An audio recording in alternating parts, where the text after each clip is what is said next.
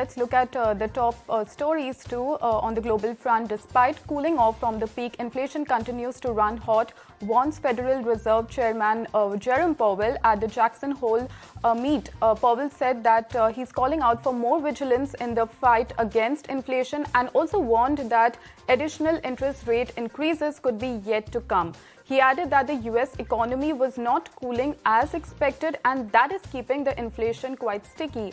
He noted that the Fed will remain flexible as it contemplates further moves, but gave little indication that it is ready to start easing anytime soon. Listen in.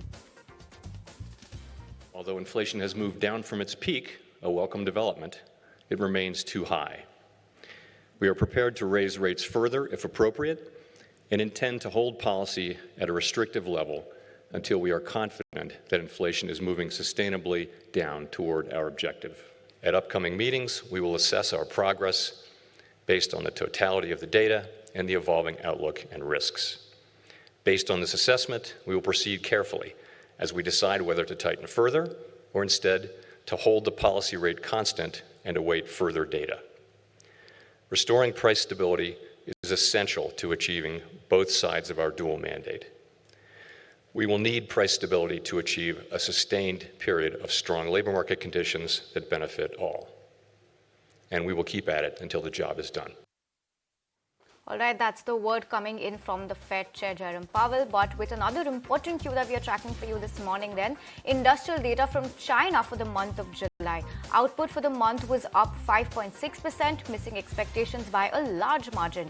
Meanwhile, firm profits fell 6.7%, extending the slump into the 7th month amid faltering demand.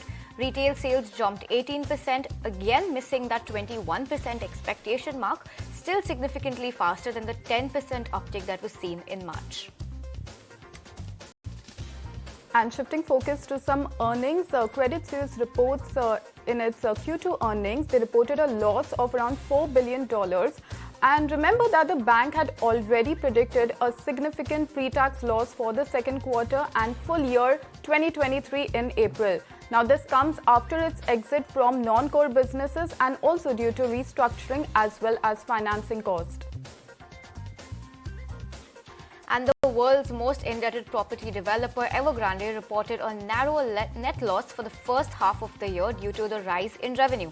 Remember, the developer is at the center of a crisis in China's property sector since late 2021, as it has seen a string of debt defaults, unfinished homes and unpaid suppliers, shattering consumer confidence in the world's second largest economy.